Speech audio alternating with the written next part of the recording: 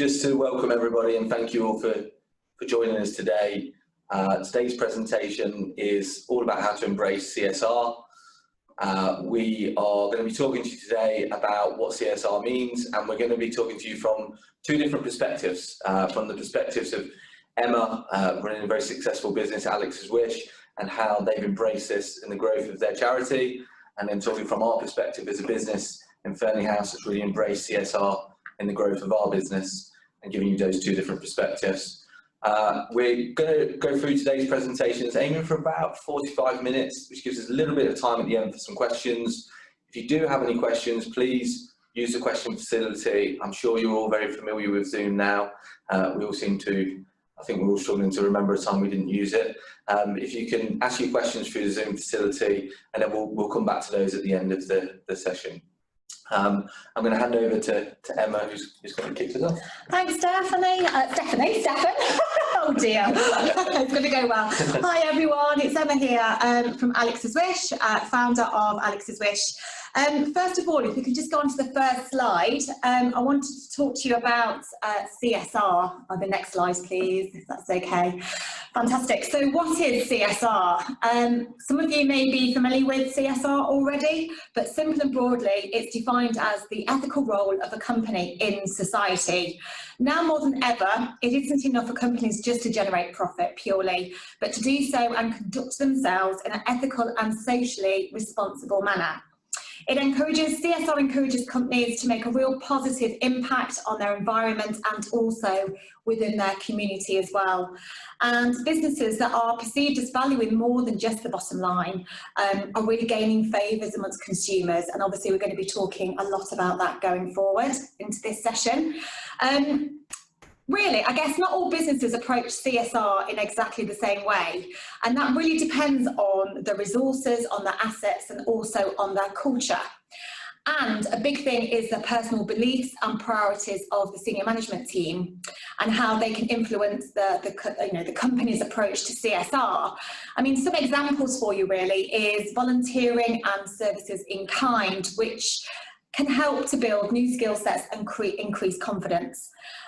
Gifts to charities, so some can be financial, some can donate prizes, or there could be other ways to gift to charities. Or donate a percentage of your sales is a good one, and again I'm going to give you lots of examples of these going forward. Encourage your staff to take part in challenging events, which I think is brilliant at the moment. Obviously not very many people can get out on big, mass events, but there's lots of virtual events that they can get involved with. Mainly around kind of sports, so that's, you know, sort of cycling or running, etc. I think you've probably seen a lot of those with the 2.6 challenge, the My Prudential Ride London, and many more. And I just think it's really important that if staff take part in challenges, it just links to that wellbeing programme and encourages exercise and getting out in the fresh air. Also, match funding is a good one for businesses to get involved with. They can promote and raise awareness of a cause through their networks, and also it's about sustainability and operating in a way that doesn't negatively affect the planet. Businesses now more than ever are tending to get involved in CSR and supporting their local community. You may have seen that the Chamber of Commerce has released a number of reports recently on this particular topic, stating that of those questioned, almost 6 in 10 businesses are now reporting that they're engaging in CSR in some way, shape or form.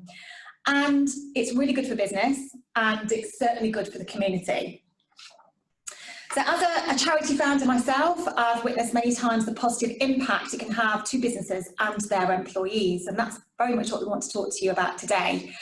So much so that companies tend to want to carry on working with ourselves and increasing their efforts than they initially perhaps thought they would do. I just want to ask some questions really. One being, can you think of businesses that have really stood out during this pandemic? How have they helped to support the community? You just have a little think about that for a moment. Is there any businesses that come to mind? Any companies that you can think of that you've seen either through social media or the local press, or that you've heard word of mouth in terms of what they've done for their local community? And also what I would like you to think about is, how does that make you feel personally towards that business or that brand? And I would really like to reach out to you because I'd like to make it a little bit interactive if we can, and get some feedback from yourselves. Obviously, you'll need to unmute if you want to be heard, but yeah, any businesses that you know that have really stood out this year for supporting the local community?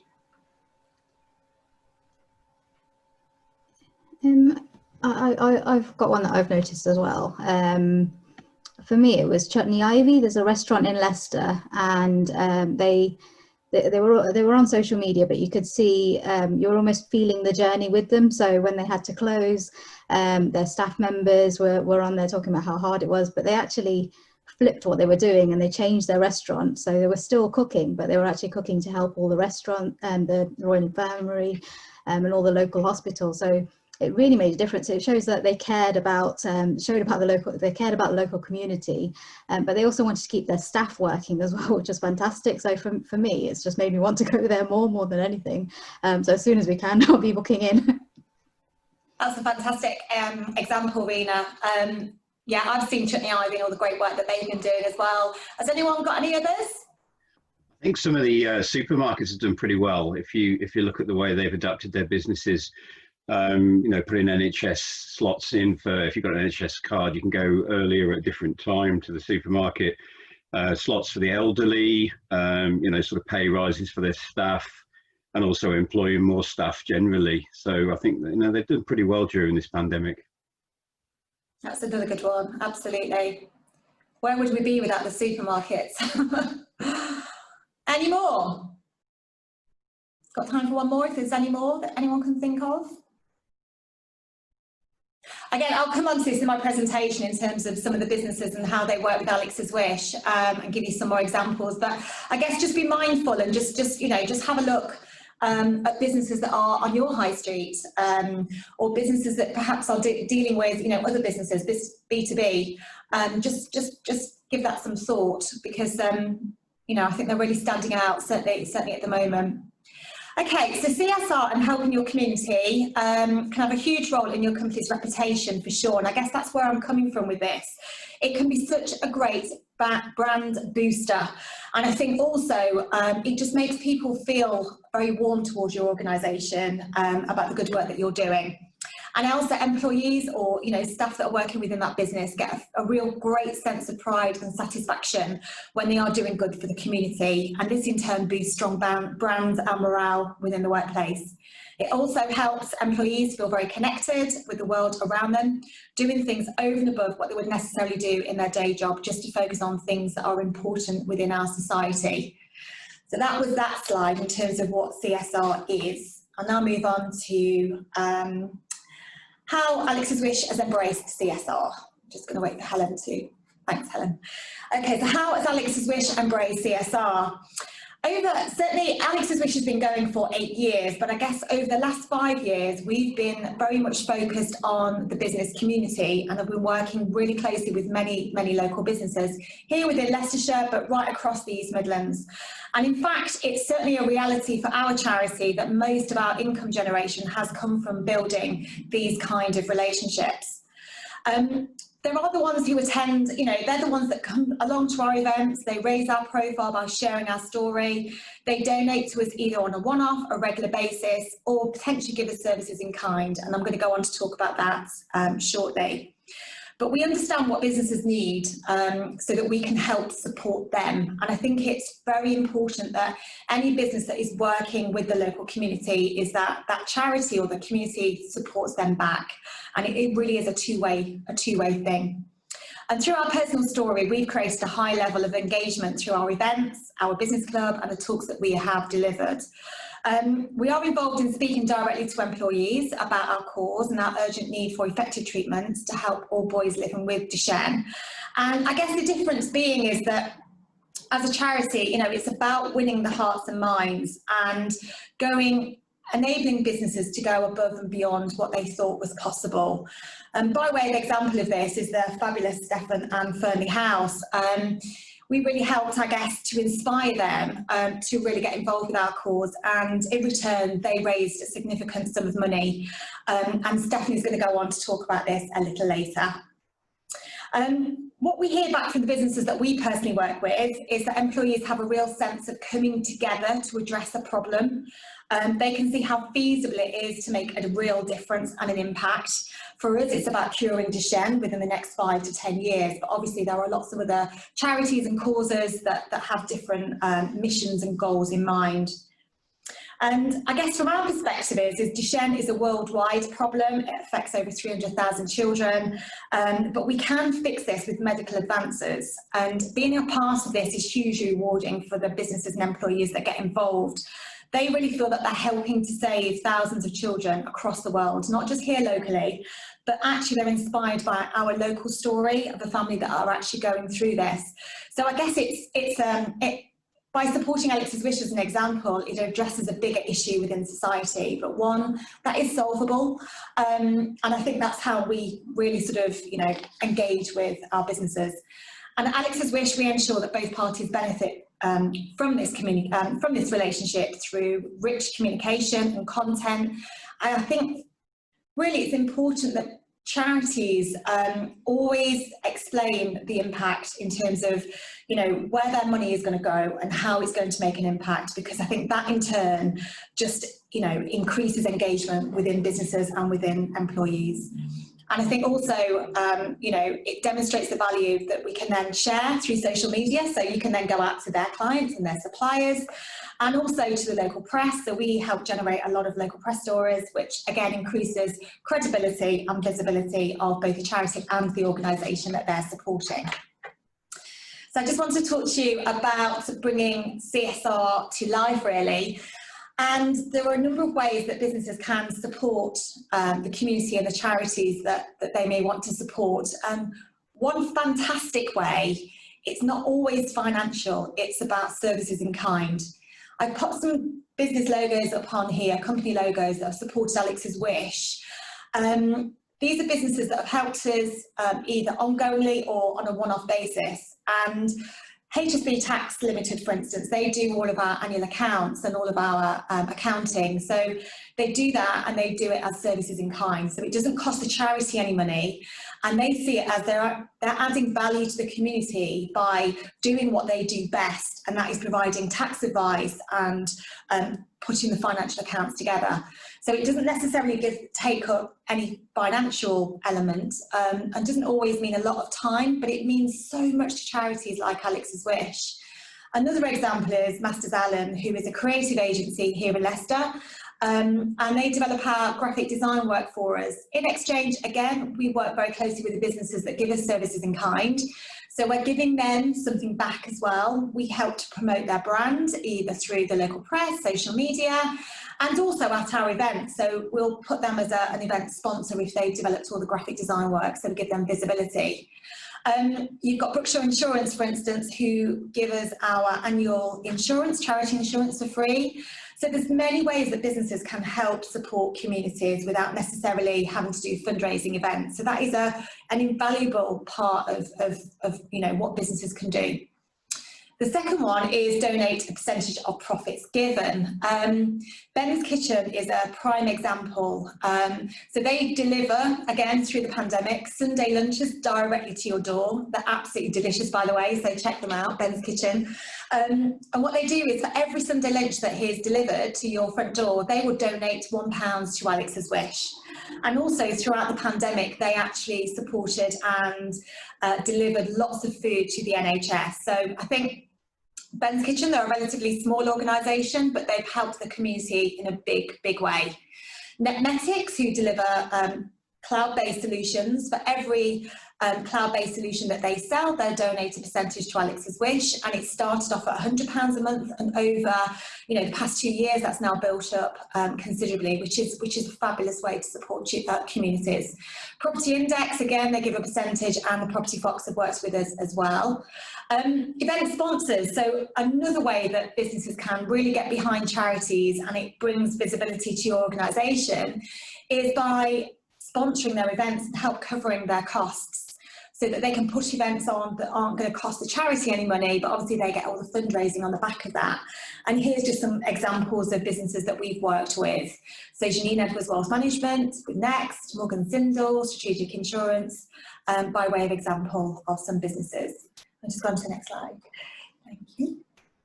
The next one is regular giving. So we have got our own business club, and through the business club they donate to us on a regular basis, and in exchange for that we do at the moment it's Zoom networking events, and we put on key speakers, so we give something back to the businesses, and also they get to network with like-minded individuals as well. But here's some examples: Spirit Healthcare, Fashion UK, Buckley Insurance Group, Glynis Wright, Patterson's Commercial Law, CS Ellis, Salisbury Harding and Barlow. So they're working with us on regular giving.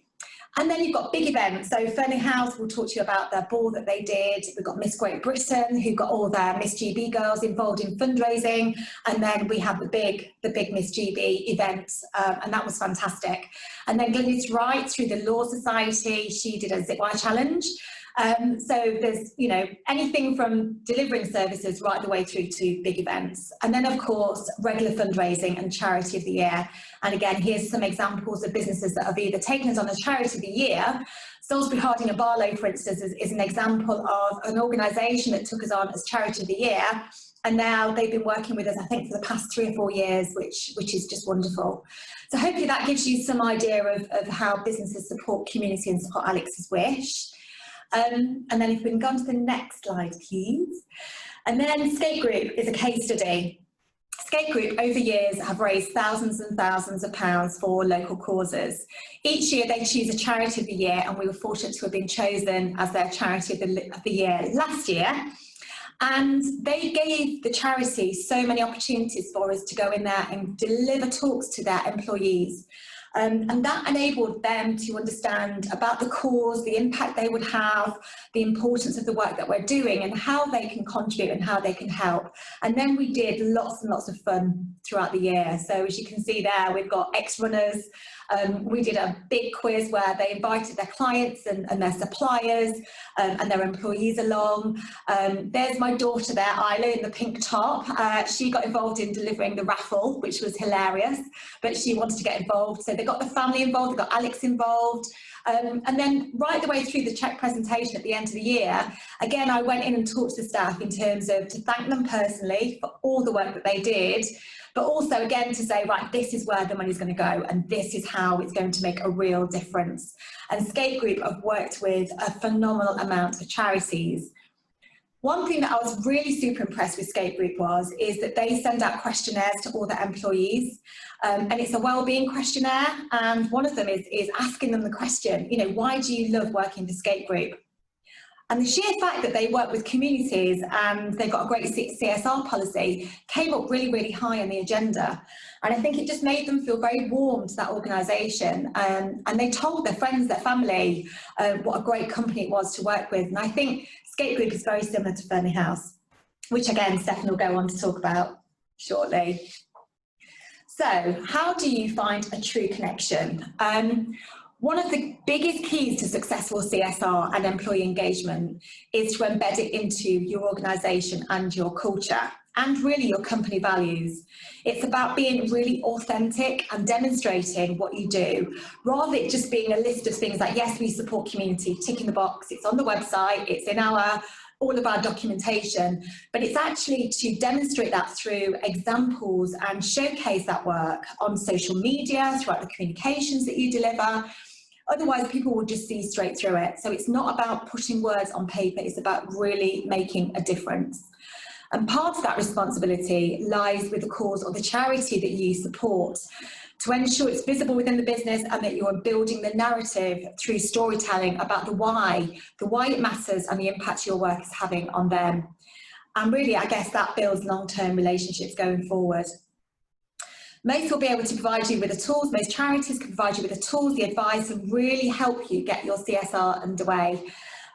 All you need to do is just ask and engage with the charity. Most great charities will go in and they'll be delighted to talk to your staff about the difference that they're going to make. Choose a charity or a cause that really speaks to you, your employees and your clients. Ask them to put charity names forward, get them involved in that process. And a shared issue, it may be a shared issue, it may be somebody that's been involved or affected by a particular cause or an issue, but really link it to your culture and your business objectives, and I think that's really key. And embed this through your organisation over time. You don't need to take on the world, you don't need to tackle homelessness as a whole. Start small and build up from there. And really involve your staff by asking them to take ownership and be involved in the fundraising and activities.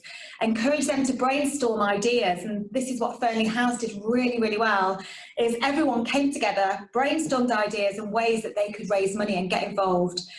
This led to creative thinking, it helped them develop new skills and a newfound confidence, and even asked them if they'd like to volunteer their time or their skills as well to a chosen cause. And together set company goals, which is really important, and share those goals. Everyone should be responsible for those goals and a shared passion, and then really get involved. I think that's the main thing, is really get involved. And I guess when you truly believe in the charity, that's when magic can really happen. So I guess the last slide for me is have a positive, long-standing impact in your local community, more so now than ever. Charities really need your support. So hopefully that's, giving you a little bit of insight into how we work with businesses. And now I'm going to pass you over to Stefan. Thanks, Stefan. So yeah, I think from our perspective, I'm keen to talk about, from a business's side, what we've gone through. And there's going to be a lot of stuff that I'm going to talk about, which is reiterating what Emma's already said, because we've used that to good effect. To start with, who are Superbia Group? Hopefully you've heard of one of our brands, either Furnley House or Asset Intelligence. I'm one of the co-founders of Furnley House, and we've grown quite a bit over the last 7.5 years. And I think CSR has been a big part of that around our growth and how we've grown. And I guess today I can also talk to you about now as a group. We joined together last year with Asset Intelligence to create an enlarged group called the Superbia Group. And when putting together two existing businesses that have their own distinct culture and way of doing things, and you merge those together, it can be quite a challenging period. And again, CSR came through in that process to really help bring that culture together. So that's the Superbia Group. If you haven't heard of what we do at Furnley House, effectively, we just help give people, help them deliver their objectives through good, sound financial planning. And at Asset Intelligence, we help research where clients should be investing their money and how they should be investing their money. I talked about coming together last year. When we came together and moved into this new building we created together last year, it was a challenging time period. And as I say, I think for us, culture is really a key part of what we deem as part of our success. And our culture is directly linked to our values. And over the last 7 years, we've really lived by our values and tried to really bring them to life in everything we do. And when we set out to create this enlarged group last year, the obvious question is what were the values for us as a group now, and how might our culture be slightly different to what it was? And so, we sat down and we evolved the values we had, but the CSR that had been such a key part of Furnley House's growth became a founding principle of the group. And when we look at the values that we try and live by, you'll see, hopefully, when I talk to you about some of the examples of what we've done, you'll see that in existence. We have a real strong belief in community, and I think it's really, really important. I think Emma hit the nail on the head, now more than ever, to really support your community. But you have to have fun along the way. It has to be fun, and part of making the workplace a good place to be is, it's no secret, you make something fun, it is more enjoyable. And CSR, when done right, can be really fun, and you'll see examples of that. And Emma talks about connection. Connection creates passion, and when you're passionate about something, you'll always do better. And so for us, having passion around what we do, the CSR piece can be some of the bits the staff are most passionate about, and it really does encourage that courage that you need. And for us, and I know personally my own experience of this, working with Emma and other charities, is you get an immense amount of inspiration and courage from seeing how charities in the third sector goes about tackling everyday issues. So for us, when we talk about trying to change things with our vision, one of the things we hope is that the work and the story that I'm going to talk to you a little bit more about today inspires other businesses to try and do some of what we do. But I think, again, Emma mentioned, you don't have to try and solve everything overnight. It is about starting small and building, and I think that's been another key part of what we've done. Now, I mentioned that we've grown over the last few years. I just wanted to bring this into shape. And the reason I'm talking about this is because I think it's really important to tell you, we're not a business that's just kind of been standing still and looking for something different to do. We have been heavily growing from 7.5 years ago, the three of us founding our business, Furnley House, together, to now being an integrated group with around 50 employees, an office in the UK and an office over in India. That growth trajectory has had everything you could imagine during that time period, from recruitment to acquiring businesses, to a merger, which I've just explained to you, to new product launches, to partnering with external suppliers. And I really do believe that CSR has been at the heart of all of those things. And I can give you some tangible examples of that. When recruiting staff, we always find that the staff that we talk to that join us and talk about, they've found about the work we've done in the community, and they mention it in their interview. And for us, it attracts them to us, but it also means for us, we know that they're going to fit our culture. They're going to be one of us. It's a really good way of seeing that.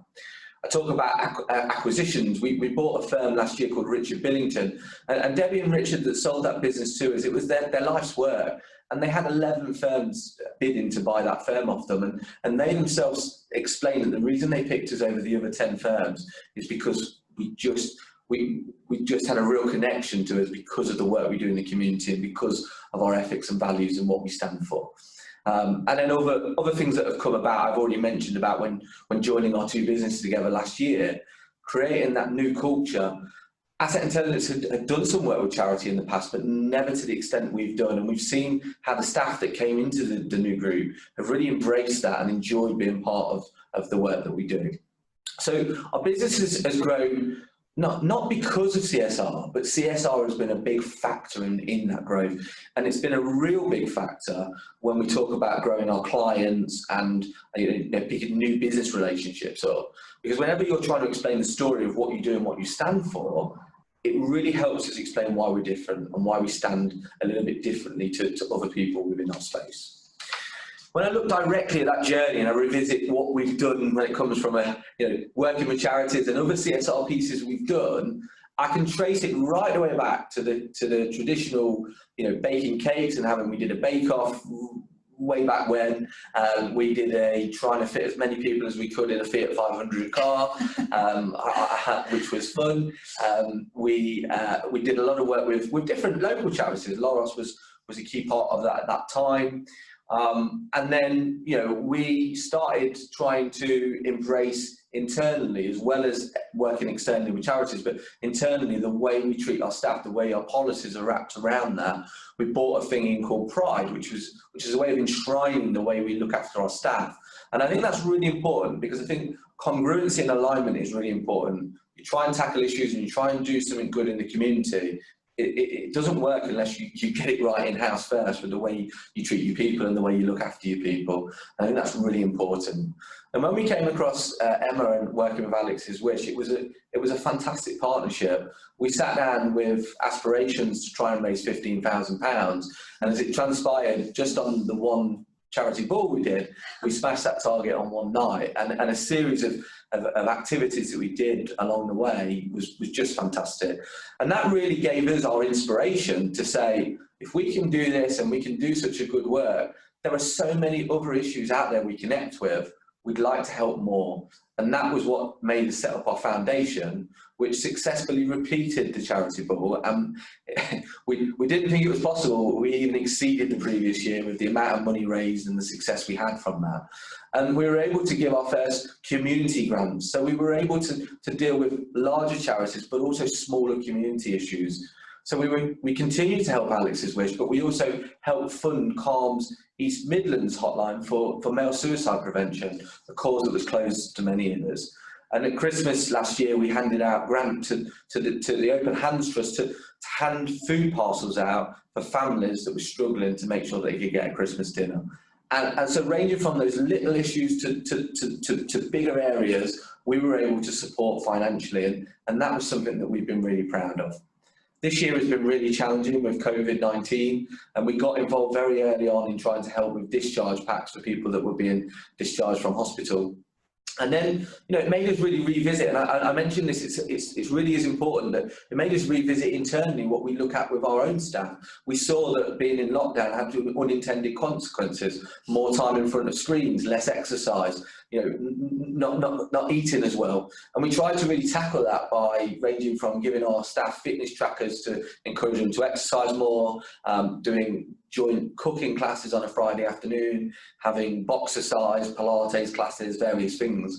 Because again, it's really, really important when you're tackling these issues in the community, you don't forget that your first community is your staff. They're your most important stakeholder.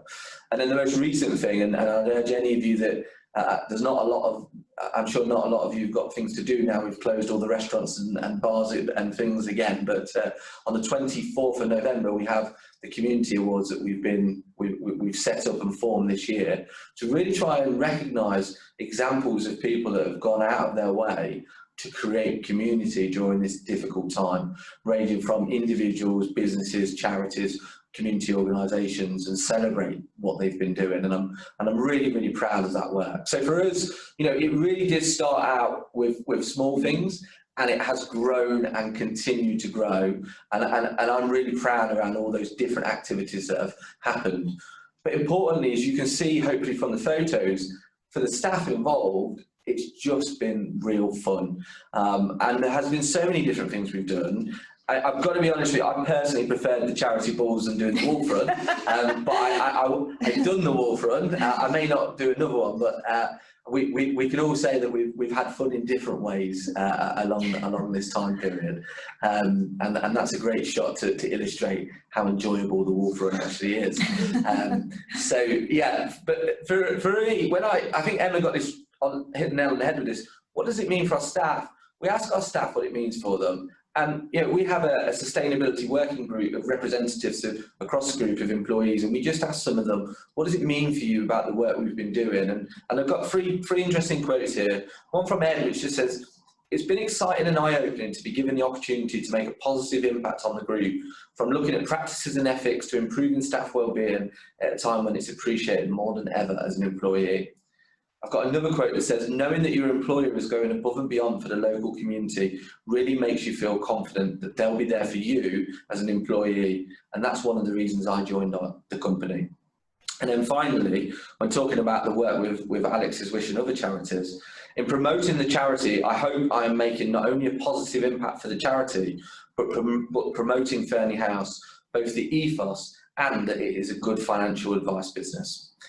And so you can see when you hear those stories and you see those pictures that it really does mean something to our staff, and it really has been a key ingredient for us in the culture and success that we've delivered together.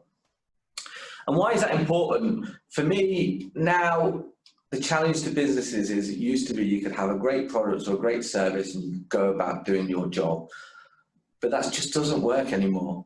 The ever-present presence, the ever-growing presence of millennials in the workplace, being the biggest demographic growing in the workplace, they don't want to work for a business that just goes about doing its thing. They want to be working somewhere that's exciting and has a cause and a purpose. They want to be involved in doing something more than just a day job. It's really important to them. And actually, businesses in the modern world that just that don't grow, they're really going backwards. Businesses have to be innovating and working and finding new ways of doing things. And when you work with charities or community organisations, it really is a learning exercise. You find, I think Emma mentioned it, you tackle new problems, you get taken out of your comfort zone, you find different ways of doing things. And I think for me, it's immensely rewarding for the businesses from that perspective. And it's helped us, I've mentioned about recruitment, but I think it's one of the reasons it helps us retain and keep the talent that we've got working with us. Now, of course, for me as a business owner, when I look at the benefits I get from all the CSR work we've done, I can talk a lot about the enjoyment I've had personally, but also the team have had. But it's so much more than that. Every business is trying to dominate the space they operate in. It doesn't matter what you do, what your product is, what your service is. Every business is trying to dominate the space that they operate in. And marketing's changed. it used to be about what you say, but now marketing is so much more. It's about what you do, your actions. It's about what you stand for, your values, your ethics. And, you know, how do you act? How congruent is that between what you're saying and what you're doing? And I love this bit, the choices you make when you are sure no one is looking. You know, authenticity is so crucial. You can't just come up with some values and write some words on the wall and say that's our values. You have to live by it, and it has to be part of what you do. It really, really is essential. And why? You know, 90% of consumers will switch to a brand that supports a cause they care about. Emma asked you if you can think of businesses that have gone out of their way to do something a bit different during this crisis, and there are so many examples of that. But equally, you know, if you think to yourself about businesses that the opposite, where you know that something's happened that just goes against your ethics or your values, and you hear stories about businesses and practices of businesses that might have an amazing product or might have a great service, but actually they've done something that just isn't compatible with your views, you will vote with your feet. You will find another business to deal with. And I think that is a force for good change. It forces businesses to want to change. And for me, that's something I think which is really, really important. And I think now, more than ever, with everything that's happened with COVID, I can't think of a time more so that it's been about reflection of what you're doing in your personal life, having time to consider what's important, whether it's all the news and images we've seen around how wildlife is rediscovering, whether it's pictures of the Venice canals, whether it's pictures of the impact it's had on the environment, and whether you're a business owner or a decision maker in a business that's thinking, what do I actually want from this? It's making people really think carefully about what they stand for, what their purpose is, what their mission is. And it's all now relevant more than ever, I believe. And I think when you put that together and really understand that, if you can embrace CSR, it's also about embracing your brand. It's about embracing what you stand for. And it's about making sure those values you've got as a business are not a collection of words on the wall. They are actions, activities, things that you do, and that creates emotion, and that's what brings your brand, and it elevates it to more than just being a name or a logo. It's what you stand for. I think that's really, really important to any business owner.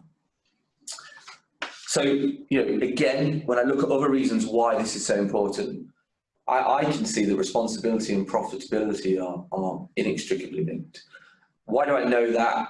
The benefit of our investment research businesses, we can see more than ever that, in these volatile times we've had over the recent months, even if we think about what's going on today following the American elections last night, there is immense amount of volatility in investment markets, and the businesses that are responsible quality growth businesses are the ones that stand out. And there's a reason for that. And that's because investors now understand and know that it's an essential requirement to be investing in businesses that have longevity, they are viable long-term, and they are attractive to be part of. And that is about retention of staff, it's about retention of customers, and therefore this responsibility comes inextricably linked to the success of business. And we see that in the way we invest our clients' money. And so it's, of course, even more important in the way that we run our own business.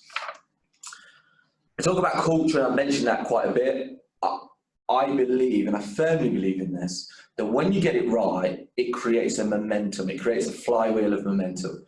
Because you start with those little tasks that I mentioned, you start with the coffee ones, you start with the raising a bit of money for this, you get the team bought in, you get the team wanting to own it, you get them driving it forward, and then your values start coming to life, and that then influences your attitudes and your beliefs, and that then influences the decision making. And it becomes more than just about the way you're raising money for charity. It becomes around the way you do business. It becomes around the way you pick your own suppliers and the people you want to work with, and the community you create in your staff, your clients, but your stakeholders, the suppliers you've got, the other businesses you deal with. It really just creates momentum, and that flywheel continues. And to me, what comes out the back of that is great culture. And it is that continues to I believe, be the secret ingredient in our business, is creating good culture. Times are hard. COVID's been difficult for all businesses, and we're no different to that. but what's made our staff want to keep pushing and want to keep being part of what we're doing and believing in what we're doing, I firmly believe it's because of the way that the congruency that exists between the way we act and our values. And for me, as a business owner, it's also about the legacy I want to leave. It's about the legacy I want. And any business owner, I believe, cares about legacy. You know, I have a story that when I was on holiday recently, my son, who just turned 11, was talking about what he wanted to be when he was older. And he said, I want to be successful like you, Dad. Oh. And I said, how do you define success? You know, how does an 11-year-old define success? And I was quite intrigued by that. And, you know, obviously there was some expected materialistic points. You know, we're fortunate to have a nice home and a nice car, and he mentioned those. But he said, Dad, it's about the way you help people. And for me, that is the legacy piece. And I think that as any business owner, I think legacy is really important, because that's what you create when you start a business. So for me, I think that's also a really connected part. And I feel immensely proud by the things that we've done as a business. Of course, the other benefit I get is it empowers, you know, amplification. People talk about what we do.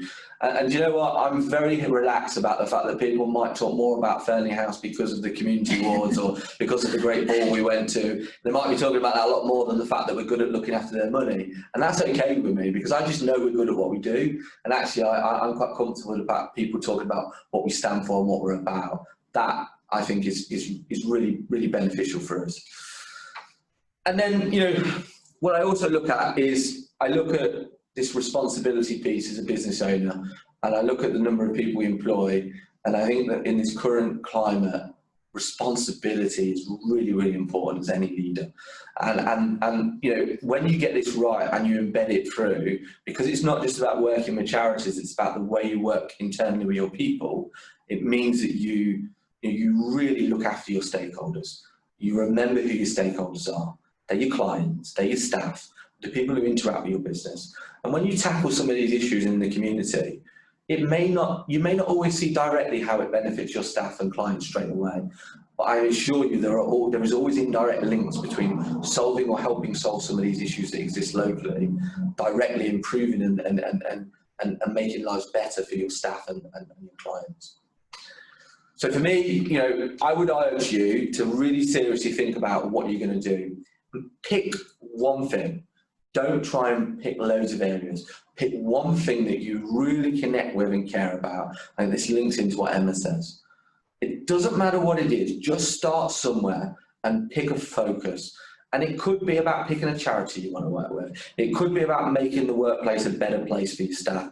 It could be about thinking about sustainability and the impact your business is having on the environment. Just pick a thing that matters to you and your staff and start work on it. Get the team together. Empower them.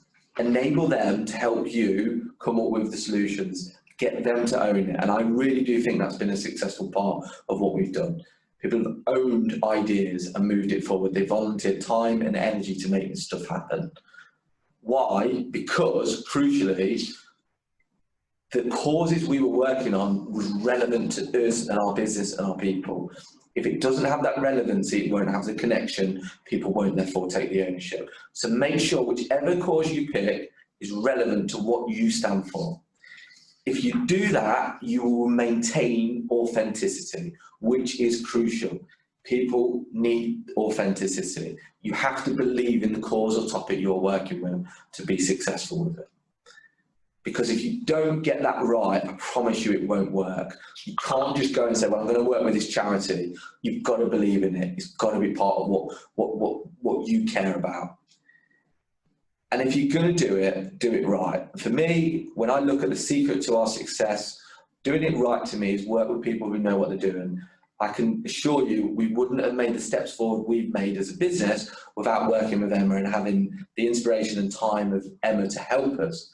There are plenty of Emmas out there, okay? So whether it's Emma at Alex's Wish, whether there are other charities, find something you care about and they will help you. And equally, you know, I think our contact details are available. Connect with us on LinkedIn. If anybody's got a question for me, I'm more than happy to help with some ideas of how to go about it. So I think that is our presentation. And I guess have we got time for questions? Yeah. Okay. What's your values, Steph, and how do they fit in around CSR? Well, the values that might have come up before the slide on the values. So we went through that on the slide. Yeah, I mean, Furnley House's values were, before we formed in this new group, which we lived by over the last few years. You'll see the evolution into the new values was about being client-centric, putting the clients at the heart of what we do. It was about sustainability, being here for tomorrow and being aware of how sustainable we were as a business. It was about being innovative and trying to find new ways to solve problems and new ways of doing things. It was about community and fostering community, both, and how we defined community was our staff, our stakeholders, our wider community, and then finally it was about being brave. And being brave means being willing to take risks, being willing to do things, but also being willing to say, no, that isn't the right thing to do.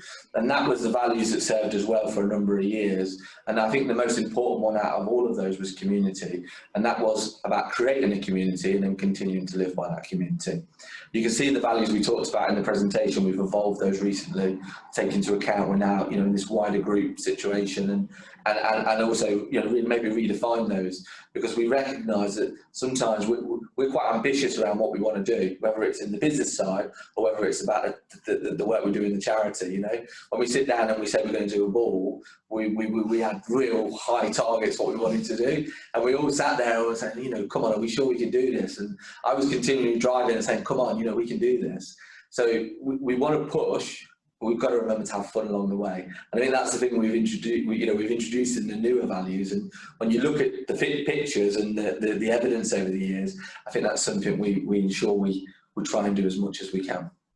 So hopefully that answers that question. Can I ask something? Yeah. I think, yeah. Taking things forwards, obviously we're all in extremely uncertain times. You've talked a lot about community in many different ways. Have you got any ideas as to how Furnley House can support the community around it and the communities that it's involved with, just to provide moral support, if nothing else, to get people through this incredibly difficult time when mental health issues in particular are, if they're not brewing underneath, they're going to be very, very soon? I think it's a great question, and I was on a call yesterday about this same topic. We've got the foundation that we established, and part of the foundation is about trying to raise funds and find areas to spend those funds. And there are so many issues. We saw this with the Community Champion Awards. There are so many issues out there. How do you pick? Where do you start sometimes?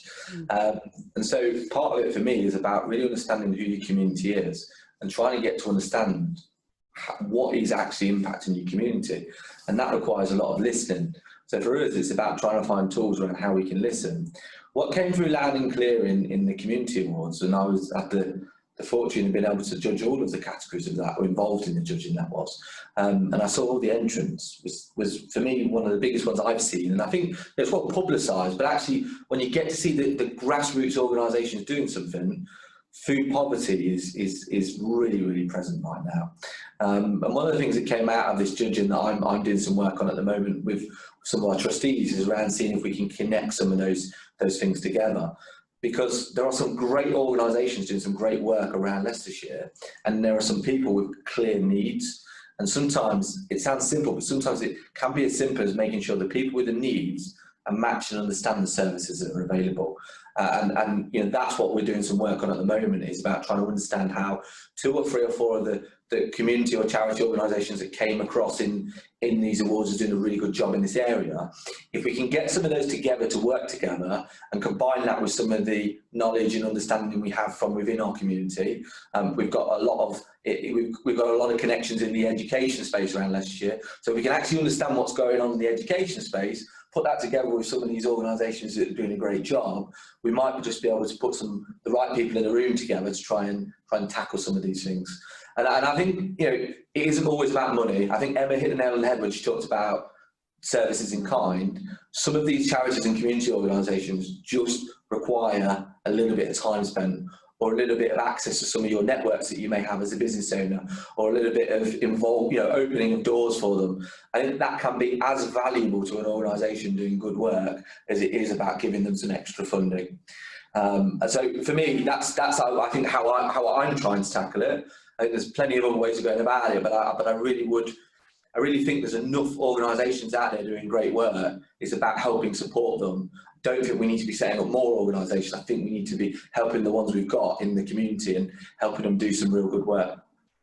Yeah, joined up thinking, joined up work. Yeah. That looks forward to your brand. It's my brand, but it's also just joining all those things up. That's absolutely what you should be doing. Brilliant on you.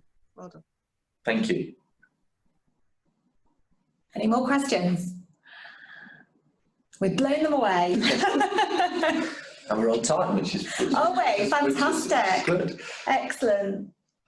Well, I think then if there's no more questions, I think both Emma and my contact details are available, and I know that either of us would be happy to speak to anybody who has any other questions, and hope you found this useful to hear it from two different sides.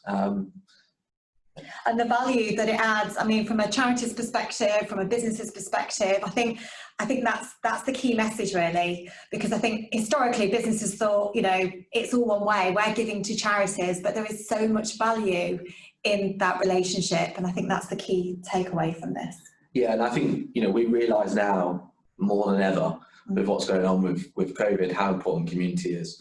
And community is about, supporting each other and working together to solve some of these things. And I think if you can get that alignment between the third sector that does such a brilliant job with charities like Emma's, together with businesses that can help achieve that, we can do a lot more things. Yeah. Absolutely. And we all need charities at some point. I guarantee you that. You may not have had to utilise the services of a charity yet, but I've been touched by many charities in the East Midlands and nationally, and we would be in a really bad place without our communities and our charities. So let's reach out and support them. Yeah, agreed. Thank you for listening. Thank you guys. Take care. Bye-bye.